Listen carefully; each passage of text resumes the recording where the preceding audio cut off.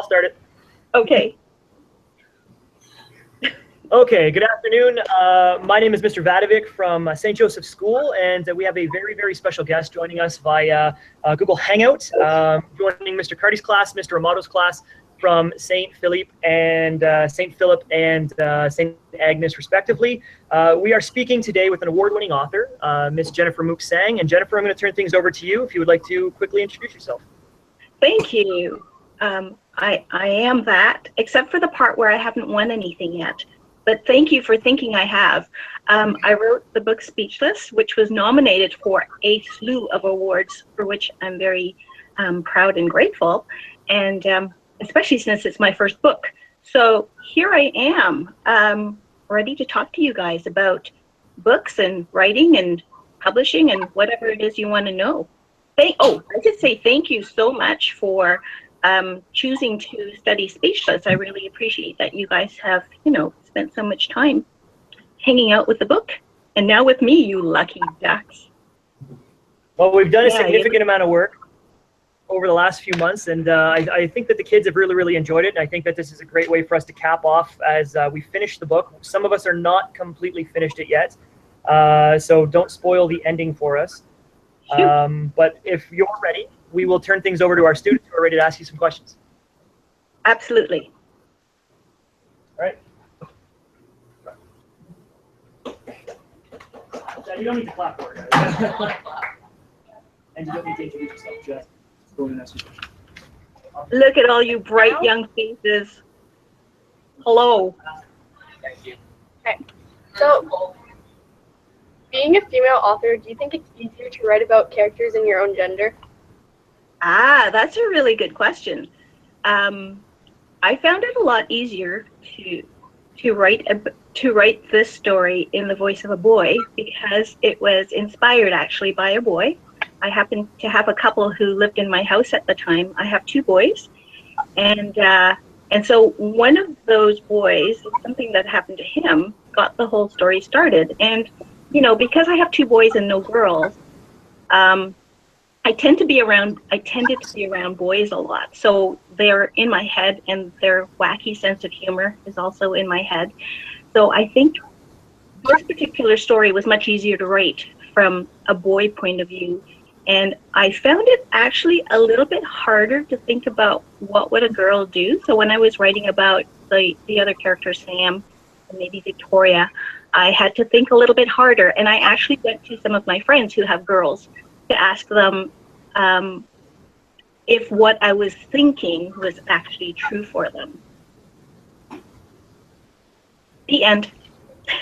Does that answer your question? Yeah. Great, thank you. Great. From Mama's class, you're up next. Okay. Okay. Are you ready? Sure. Question? Okay, go ahead. I read something online that you have a master's degree in psychology. Children all ages with educational field. Did you want to stay in that field of work, or are you glad that you're a writer? That is also a very good question.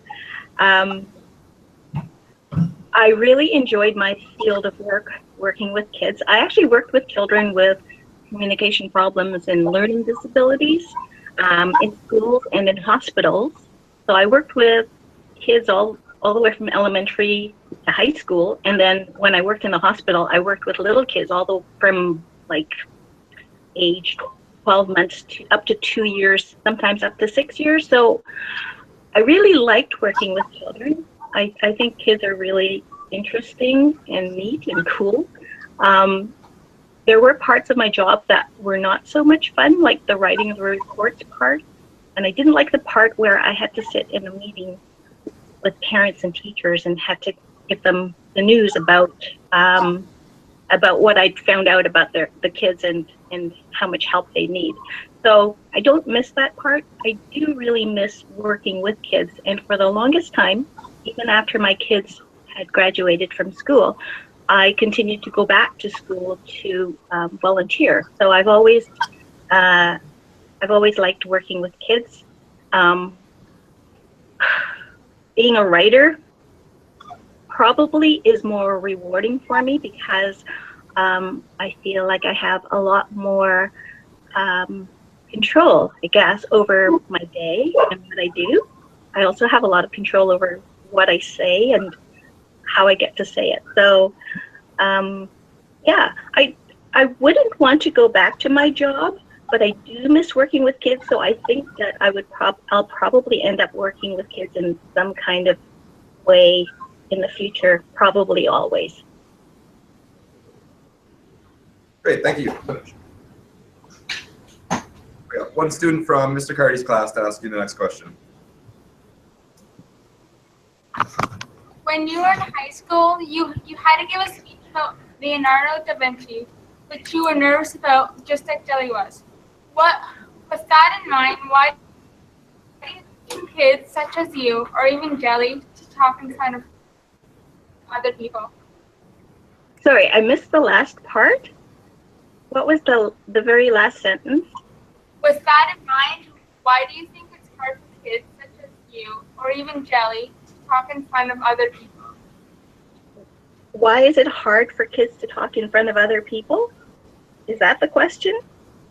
Yeah, why do you think it's so difficult, like for someone like Jelly or yourself, your Leonardo da Vinci story? Oh. Jelly and I have a lot in common. We're both very shy. I might not seem it now, but when I was younger, I would find it very difficult to talk to people, especially any group larger than two. And the reason for that is I think a lot of it is being afraid that what you have to say is not that important, or that people won't think it's very important. So you tend to be kind of shy and keep your thoughts to yourself. Some of that is just a general introversion, a general not being comfortable around large groups of people. And some of it, I think, is that sense of perfectionism, wanting people to accept you and respect what you have to say. And sometimes it's easier to not say something than to take that risk and say something and have people laugh or have people question or tell you that you're wrong. And I know now that I'm all grown up, I kind of know in my head that it's better to say what's in your head and get it out there and be who you are and be comfortable with that. But it's still difficult, right? Because people still judge, and I think I still have a little bit of that sense of being worried about talking in public and having people think that what I'm saying is really, really stupid. So that's all that I channeled into that story. Perfect, thank you so much. All right, Mr. Badovic's class, you guys are next. Yep. Love it. In my research, I discovered that you grew up in Guyana, South America. Do you mind telling us some of the reasons that influenced you to come to Canada? And was the transition hard? Holy smokes. I didn't have a choice over whether or not I came to Canada. My family moved here in the early 1970s because the political situation in Guyana was becoming kind of volatile. It was becoming, Guyana is a Caribbean country that is very similar to Jamaica or Trinidad in terms of culture and climate. So if you can imagine what that might be like, that's where I grew up. And at the time, there was a little bit of political upheaval, and my family, my mom and dad decided that it would be better for the whole family to a calmer country. My mom had family in Canada, so we came and joined them here. So when we moved to Canada, I lived in Scarborough, near Toronto, and grew up there. And I do remember arriving at the airport and being picked up. Back in the old days, when you arrived at the airport, your whole family came out to meet you, and everybody was dressed to the nines like it was a party. So relatives that I had never seen before, I think there were 2 carloads of them, came met us at the airport, and we all climbed into the cars. I think that was before seatbelt laws, and we all sat on each other's laps and crammed into these 2 cars and drove to Scarborough from the airport on the 401. It was night, dark, and all I could see were these bands and bands of light where the road was. Streams of white and red taillights and headlights, and everything moved so fast. You know what? I spent probably the first 2 or 3 months of my life in Canada just being absolutely stunned by the size of everything, and by how bright and loud and fast everything moved in Toronto. The school that I went to was probably the biggest building I'd ever been in my life. So I started high school in grade 10 in Canada, and got lost every single day for the first 2 weeks. So yeah, a bit of a culture shock.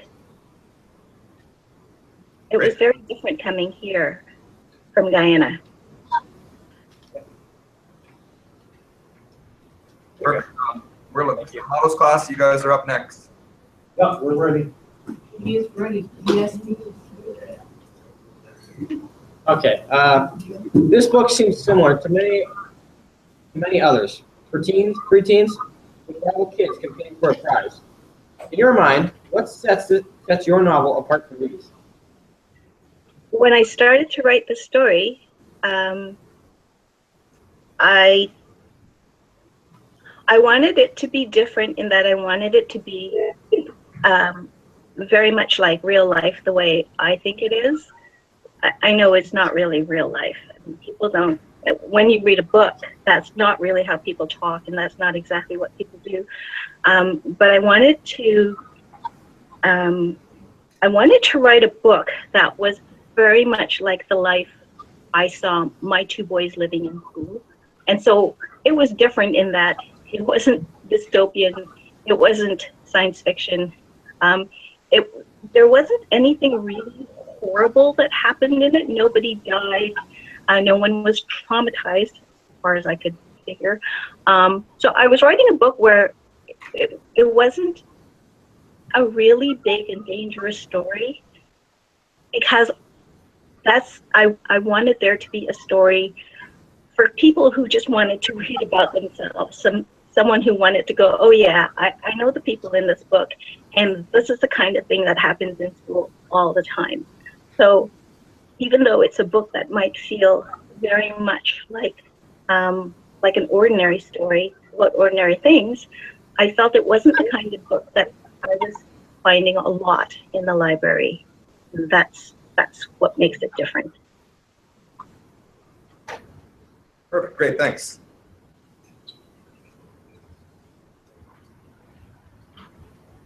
If you were to make a sequel to Speechless, what would be the plot? Well, I'm trying very hard right now to write something like a sequel to Speechless, and I don't really understand how people write sequels. To me, if you're writing a whole series of things, it means you have to understand a really large story that carries across a whole bunch of books. And my brain doesn't work like that. My brain works with very small things. So what I'm doing is I'm taking one of the characters, I'm taking Sam, the girl, who's a friend of the main character, Jelly, and I'm using the same group of people in the same school setting, but writing a story about Sam. So, you know Sam, she's a dancer, she's very involved in helping people in charitable works, and in the story, she is a little bit annoyed that her dad's always spending more time with her brother Parker, who plays hockey. So Dad and Parker are like hockey, and when Sam's got recitals or practices or whatever, Dad's not so interested. He doesn't really want to talk about it. He doesn't want to watch it on TV. Like, it's just not his thing. And Sam is trying really hard to get his attention. And since Dad's really interested in science and technology, she's decided that she's going to try it for the robotics team and really get him to notice her. Does that sound like a plot? Something you guys would be interested in reading? I think if you incorporate who thinks that might be something they might be interested in reading? Hands up. 1, 2, 3. Okay, thanks. I'll keep working on that. Thank you. Jennifer, if you don't mind, I have a follow-up question, and thanks, Jeff, for taking over. You've had a recipe for success with your first book, Speechless. How difficult is it during the writing process to not fall back onto something that's already worked for you? Thank you. Thank you for that compliment. And truly, writing a second book, it feels like starting from scratch, because I honestly don't think I could write that book again.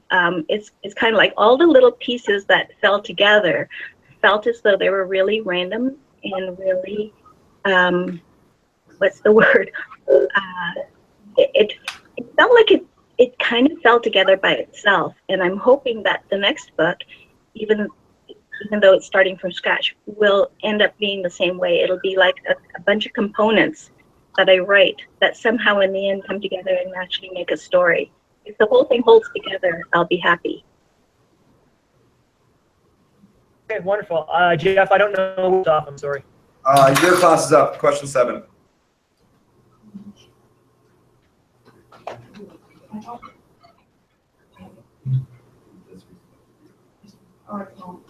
If you had a chance to redo the process of making Speechless, what would be the most important thing that you would change?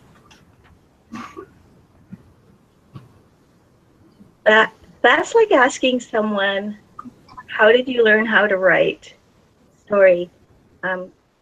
Because I feel like that's what I spent those 5 years doing. When I first started writing, I thought I'd write a picture book. I never really thought I was a writer till I started reading picture books, and they were short enough that I thought, you know what, I love to read, and I think writing a book is the most amazing thing anyone could do. So I thought, if I could write a small picture book, that would be okay. And so I sort of set out on this journey to writing a picture book, and discovered very quickly that there was a lot I didn't know about writing stories. So I started taking classes. And then one of my teachers told us that we actually had to do homework and bring it back and read it to the class. And everyone else was writing really dark things, like stories about people dying, or murder mysteries, or things. It was sad stuff, and I thought they were all writing for adults, and I wanted to lighten up my class. So I thought, I'll write something funny. And so I wrote this one scene based on something that had happened to one of my sons that I thought was really funny. And I took it to class and was very relieved when they laughed in all the places I hope they laughed. But then when I was done, they said, "Where's the rest of the story?" And I said, I don't know. I've never written anything this long before. It was actually like 5 full pages. And they sent me away to write more. So I wrote another chapter and another chapter and another chapter each week, bringing it to class. And eventually it started growing into the story Speechless. And so the process that I went through was really kind of like just following the path of least resistance. Whenever somebody told me I needed to work on something, I would work on that and just kind of keep pushing forward until the whole story got built. And then after that, it took an even longer time to figure out how to revise the story and edit it and make it fit together like a solid thing. I don't know if I could change any of that process.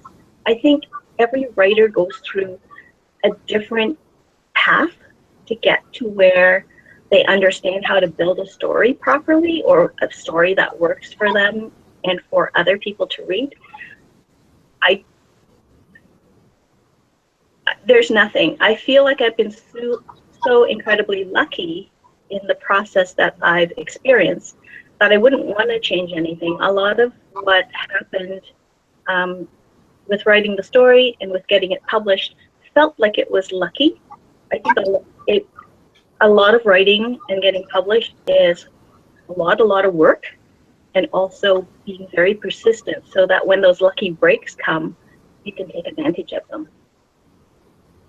Want to hear one of my lucky breaks? Yeah. Yes. Yes. Okay, good. So after the book had been written and edited to death by my writing group, and then edited to death by anyone I could think of who I could beg to read it, and please give me your opinion, I finally was brave enough to start sending it out to publishers.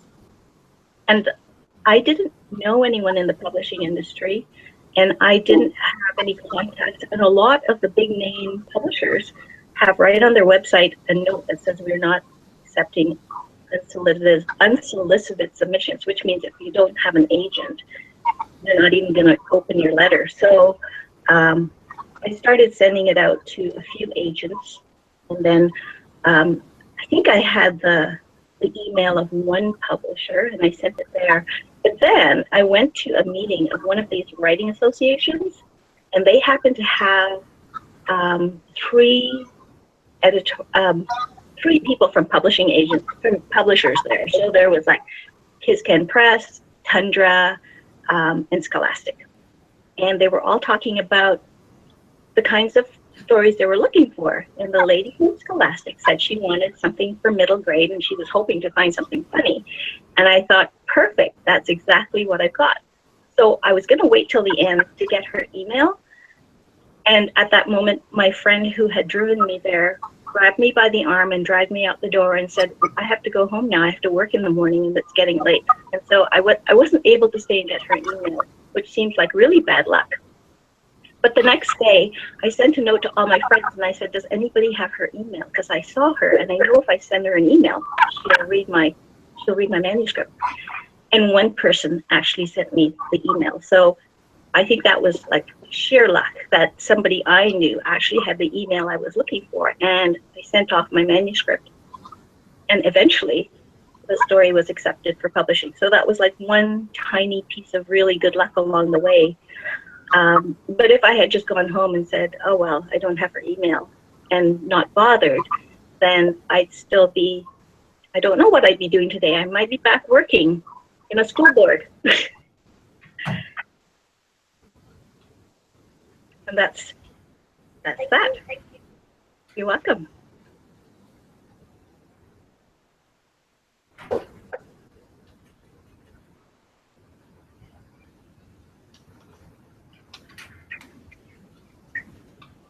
I think it's so cool you guys have computers that do stuff like this. We enjoy it. Question number 8, Jeff. Who's question number 8? I think it's Mr. Amado's class.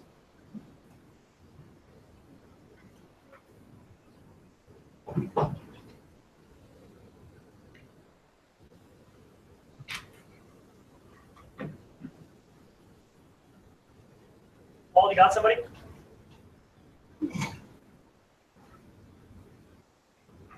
We're going to lose Paul. Okay, let's skip Mr. Monk's class. Mr. Cardy, question number 9. Sure. Right, Connor. Feel free to say that. Well, it looks like we lost. Yeah. Do you have any advice you could give to potential writers? Is there anything specific? Oh. What? What? You can ask it again. Okay. There's no point asking all that. Do you have any advice you could give to potential writers? Yes, I do. Read all you can.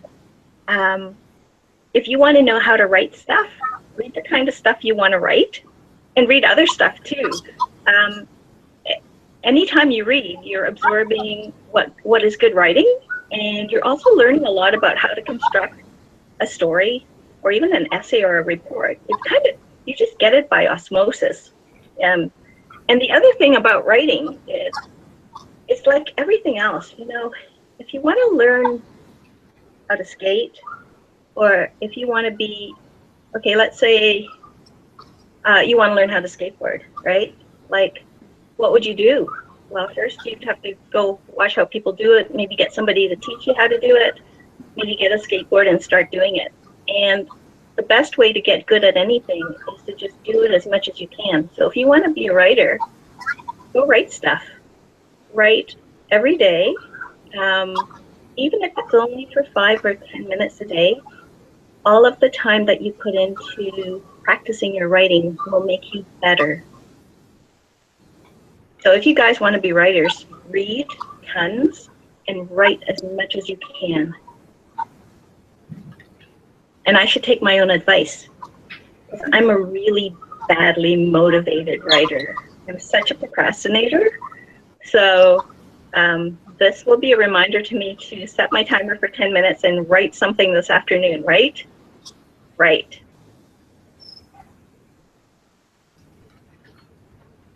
Perfect. Thanks, Jennifer. Thank you.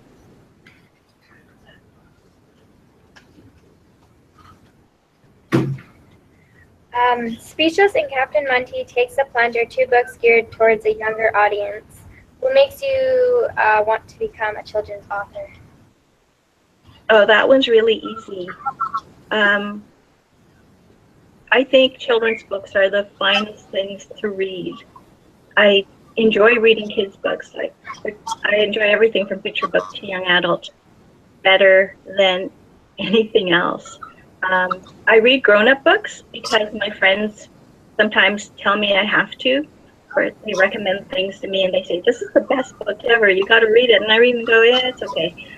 But I get really excited when I read books that are written for younger people. I think the stories are so much more interesting. So that's why I write that, because that's what I want to read. And people tend to do that. If you like to read a certain genre, you tend to want to write that. And my favorite genre is picture books, so I really want to write picture books. I'm really happy. Perfect. That actually leads. Sorry, go ahead. I was just going to say, and I'm really happy that I actually have a picture book out coming soon. Yeah, we saw that, and that leads actually into the next question from Mr. Amato's class, and they've just dropped out in terms of their internet, so I'll ask it on their behalf. Transition from writing a novel to a picture book, Captain Monty Takes the Plunge. What's that like as a transition, going from someplace where you have to use a lot more descriptive language to going to someplace where you have to find an illustrator to illustrate what it is you're trying to get across? It was actually the other way around. I wrote Captain Monty first, but Speechless was published first. So it was, because I read a lot of picture books, it's kind of ingrained in my molecules, I guess, how one of those goes.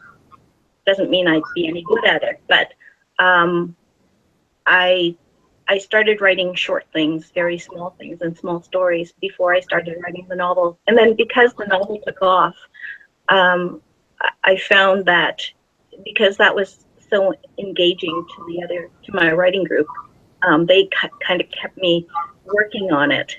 And because of that, I learned a lot about the difference between a big story and a little story. But really, the main difference is a novel is essentially a story that goes on longer than a picture book. And so it means that you have to keep finding things to keep the story going. So you end up with building more characters, you end up having more scenes in different places, you end up having more problems in the book.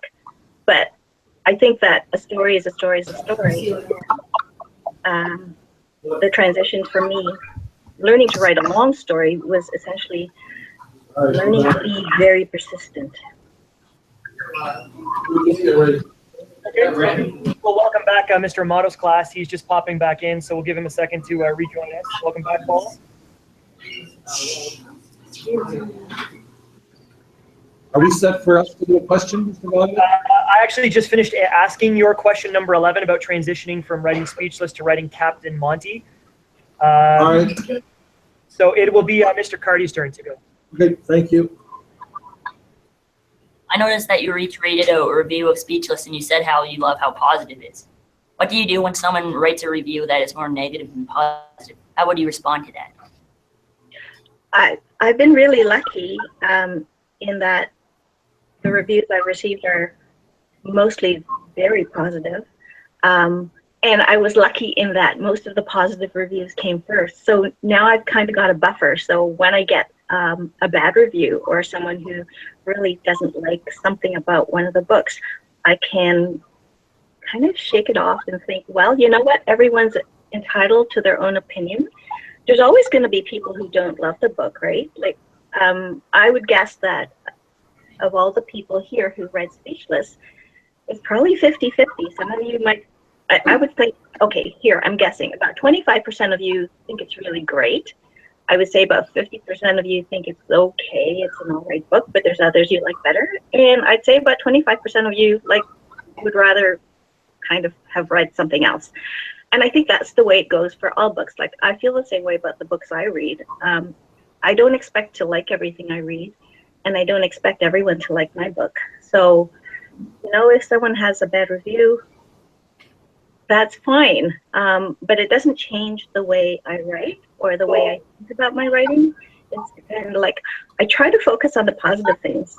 And in fact, even here's some advice for people who have a writing group where you share things with other people, which is actually a very good way to write, because often when we write, we can't find our own mistakes, but it's easier to find mistakes or places to make somebody else's work better because we're coming with fresh eyes and a fresh brain. So in my critique groups, I found that if the focus is always on making the story better, then you can take the good comments and the bad comments kind of all with a little bit of grain of salt. Like, you know you're not going to be perfect, but you know that there's always going to be some place to make it better. Lost my train of thought. And I was going to say that what I've learned is to collect all of the nice things that people say about my work and keep it. I used to keep them in a file folder.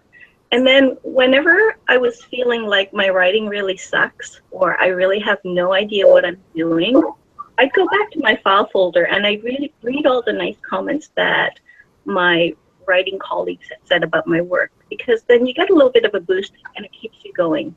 So the thing about writing is you're going to find days where you think it's all bad, but you have to remember that it's all practice for getting better so that your writing someday is going to be published and you'll get that book. If I could ask just a real quick follow-up before I jump into our next question. Just listening to you talk, it sounds like being a writer takes a lot of work. So your brain is always on. At what point do you, or is it possible for you as a writer to turn your brain off and not be looking for an idea for a next story? Yeah, you know what? Having a writer brain is really fun. So actually thinking about stories all the time and wondering what your characters will do next is kind of, it's energizing. So wandering around and seeing something happen or hearing a piece of conversation that might fit into my book just gets me all excited. So I don't have to worry about my brain turning off. It actually is really good at turning itself off anyway. But finding ideas is a good thing, not a bad thing. Like being open and getting ideas all the time, it's great. Any follow-up questions to that, guys? How do you determine what's a good idea versus what's a bad idea? Hey, what's a good idea? You know, nobody really knows which of these ideas is going to actually make it to a book. I think that the best way to think about it if you're writing is if you've got an idea and it leads you somewhere, like you hear a snippet of conversation or you see someone who you think, wow, that would be a really interesting character in a book. And if that idea can lead you further into a story, then that's a good idea for now. I think ideas are either they're good for now or maybe they're good for later. And if you get an idea and you just can't shake it, that's probably a really good idea. Like if you try to put it out of your head and it just keeps coming back, then that's something you want to keep following up on and write about it.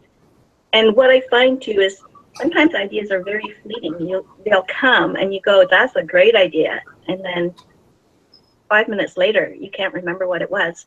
So I always carry a scrap of paper with me and a pencil, or I try to find one if I'm not carrying one. And when I get what I think is a good idea, I write it down. And that's another file folder I keep. I keep a file folder or a file on my computer stuffed with ideas for characters or for scenes or for a setting. And I have no idea what I'm going to use them for, but just having them there gives me something to write about if I run out of ideas. Like some days you sit there and you go, I don't know what to write about. So you flip open your folder and you pull something out at random.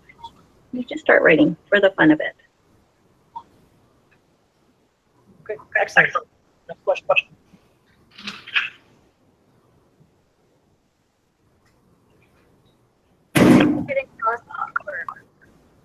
Do you do it yourself, or do you have a publisher do it?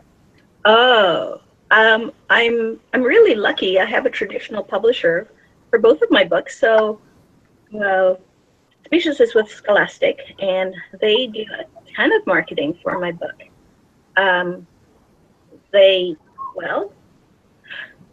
When a book is published, they announce it in all the usual places. There's catalogs and things that librarians and teachers look at. So the book goes in there with a little description of the story. And then they also send it to reviewers who are well known and respected.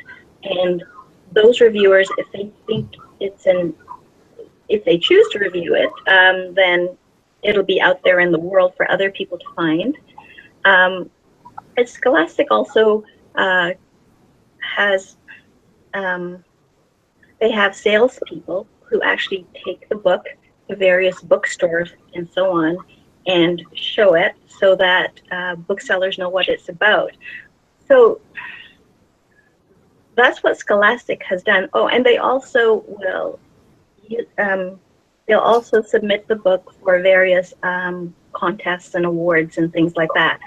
And then if it's picked up for an award, then that's really great publicity. I do some marketing on my own, some of my own publicity. So, for example, I have all kinds of social media like Facebook and Twitter and a Tumblr account, and I have a website. And so whenever there's something new happening in my book life, I put a little notice up there so that if anyone's interested in finding me, they can find me and find out about me in the next book. What else do? I also visit bookstores in my neighborhood and sign books there whenever I can. And I tell everybody I know that I have a book that I'm really proud of. So, and from that, I've gotten some reviews in magazines, and I've had people, be interested enough to go buy my book just because I'm talking about it. But that's very small promotion stuff. The big stuff usually happens with the company.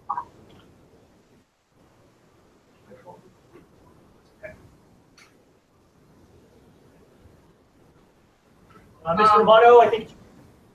Yep, we're ready. What kind of research did you do before writing Speechless? And how long do you spend researching before beginning a book? Say the last part again. How long do you spend researching before you begin another book? How long do I spend researching? Sorry, missed it. It broke up. Before you write the book. How long? Oh, how much research do I do before I write the book? Yes. The way I write, is that the question? Yes. Yes. The way I write books is I start with two characters and I put them in a room and they start talking to each other. And then I run out of stuff to write about. So the book started with a kid hitting a kid on a bus and getting in trouble.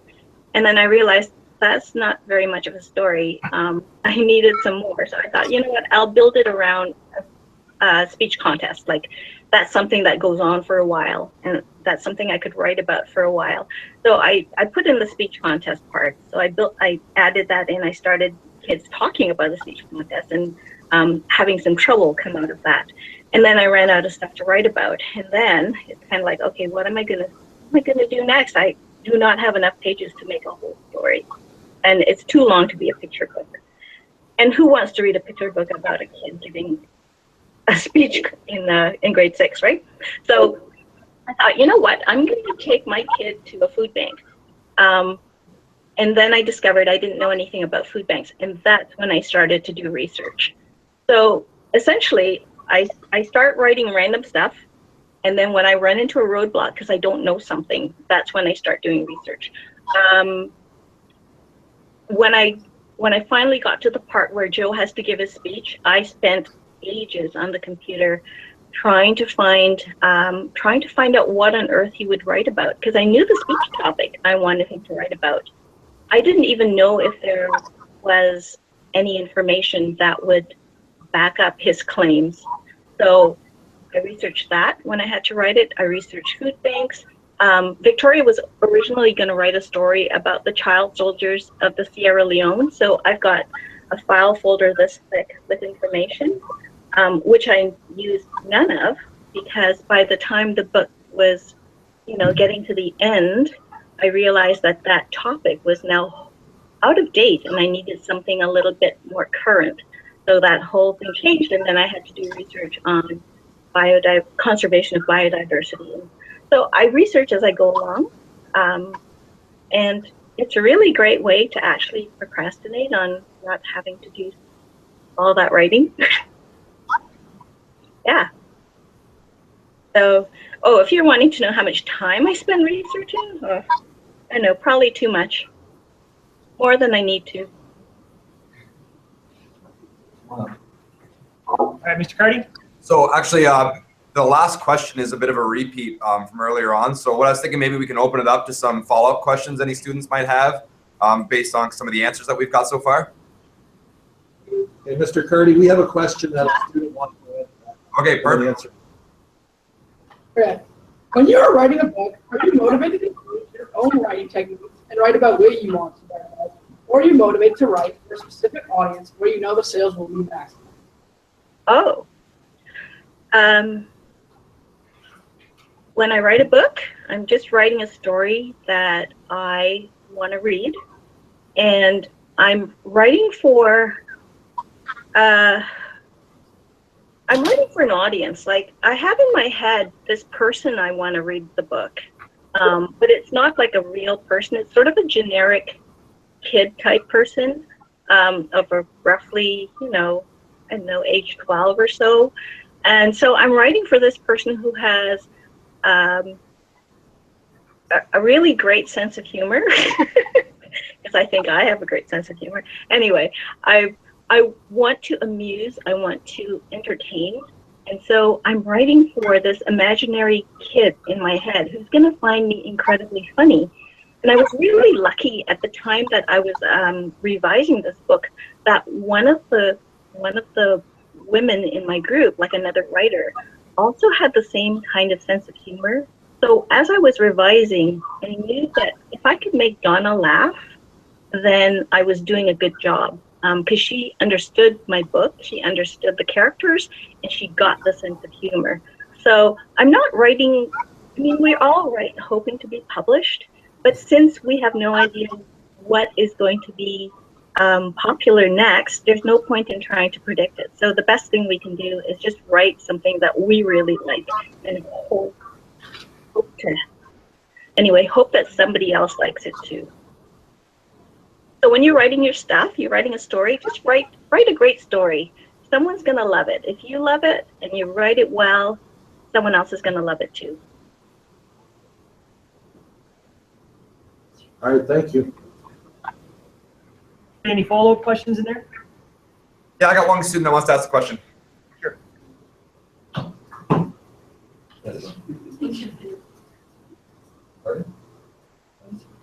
You said that you love to read.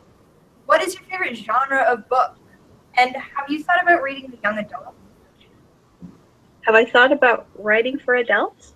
Is that what you said? Like reading the young adult books. Like, oh, what do I think of reading young adult books? Okay. My favorite genre continues to be picture books. They're short, they're snappy, they have awesome stories. The stories make me laugh, or the stories they can really tug at your heartstrings. They can be quite emotional. I like them because they come with pictures, and how could you not love a story with pictures? And when I love reading young adult books as well, but I do tend to lean towards younger writing. So picture books and stories for middle grade, and particularly funny middle grade, is what I love most of all.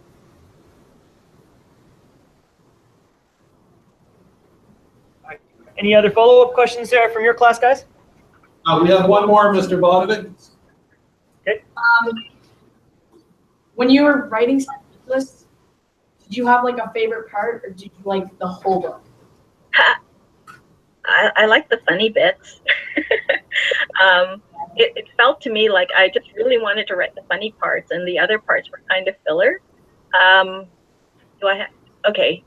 I think probably my favorite part was probably the scene that started the whole thing.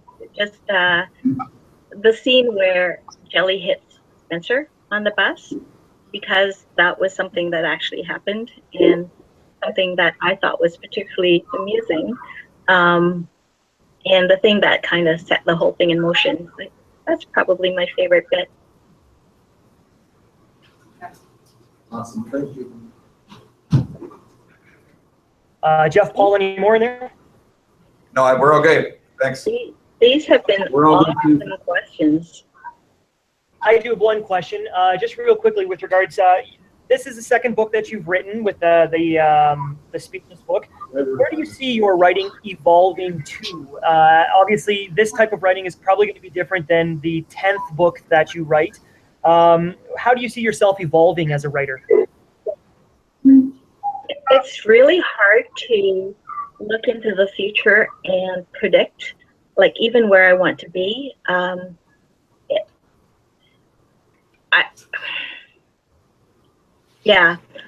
thinking sort of like wimpy kid fame and fortune, but no. Essentially, I can only see to the next book. That's as far as I can even look ahead. And so I've got this sort of generalized hope that in the future, I'll be able to look back and go, yeah, you know what? I wrote 10 books or I wrote 20 books. I don't even want to think about how many I could write. I want to write more than 2. That's for sure. And so I'm just thinking, I'm writing the next book. I don't know what the one after that will be. I hope I get to write a couple more picture books and have them published. But beyond that, I don't know. I'd love to have a book in Costco. How's that? I don't know what it would be. So as you're writing, you only focus on one book at a time. You don't have 2 or 3 books on the go at the same time and just add to each one as you develop them? Right? My puny brain can only handle one thing at a time. Okay, if there are no other questions, Jennifer, we want to thank you very much for taking the time with us today on a Friday. Very informative. You're a wonderful speaker. Very, very engaging. The kids, I imagine, they take quite a bit from this interview. So on behalf of St. Joe's, St. Phillip, and St. Agnes, thank you. Gentlemen, you want to give her a round of applause?